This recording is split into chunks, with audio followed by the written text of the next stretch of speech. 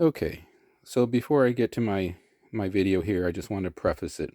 What you see here is all of the SXs that I've restored over the past year. The majority of these I've bought basically in non-working condition, and that's why you see a lot of orange tags on them. It's basically what was done to fix them. So the reason I'm showing you all this is the basis for my rant. I mean, I repair a lot of 8-bit computers, a ton. There's Amigas, there's Ataris, there's all sorts of computers. And one day I'll do an entire tour of the 3 or 4 rooms that we have here full of computers. It's an 8-bit playground, Neverland, if you will. But I digress. So the reason for this, well, let me get to my little soapbox here. I'm going to do a little words of wisdom, advice, if you will, not just a rant, and take from it what you will. So I've shown you basically all the computers that I've received over the past year, and these are computers that are waiting to be repaired. Well, actually, the top 5 here I've already made YouTube videos on. They're out there. They've already been restored and repaired. These 2 here, they've already been diagnosed. One of them is from a customer that wanted me to repair theirs. And notice it doesn't have a keyboard case. And that's what I'm getting towards. You see, a lot of these don't have keyboard cases. But you see, there's keyboard cases. There's 1, 2, 3, 4, 5, 6, 7. And that is the basis for my prelude to my actual video here. 2 computers received this week. And this is the damage. I don't know if you can hear the rattling inside, but you can see the damages on both the top and the bottom of the case. Some of these things can be restored. All the computers that I showed you have already been repaired or restored. There's about 3 of them where the cases have been restored, and I have YouTube videos on how I did that. It's highly time consuming. Some of these, the cases were so damaged, it's just not worth it.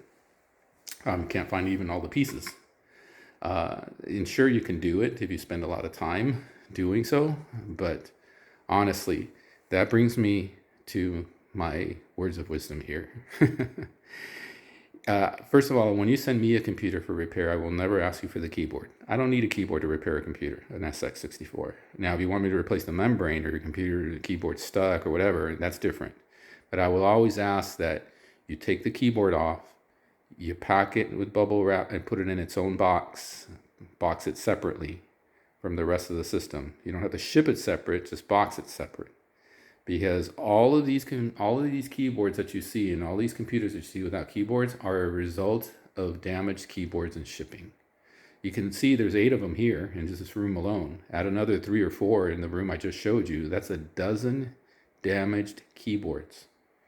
What do we have, about 30 computers? It's almost, 25, 30% of the SX64s that I received with damaged keyboards. I can tell people all day long to wrap the keyboard separate, but it's not malicious. A lot of folks think that they've done a great job of wrapping, bubble wrapping, and all this other stuff. But the fact of the matter is these things are extremely heavy. And when they get dropped and they get dropped on the corner, or that, the keyboard cases are so fragile, all it takes is one little crack, and that crack expands with a vibration along the shipping route, and by the time I get it, it's toast.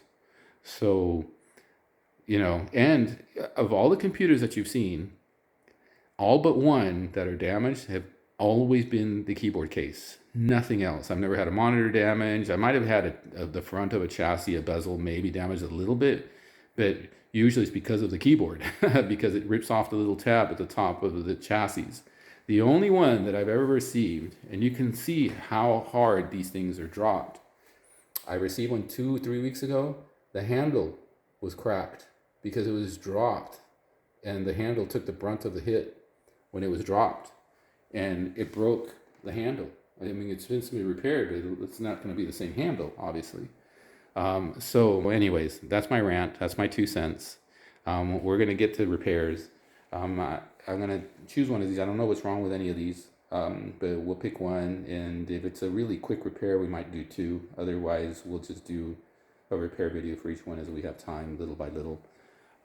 Unless there's simple repairs, in which case I usually don't even post them. If all it is like a PLA chip or something like that, it's not even worth it. You've seen enough videos of mine with the same repairs. So, all right. So let's get down to it. Sorry for my 5-minute rant. I hope you understand, or I hope you fast forwarded to the meat of this. So let's get started.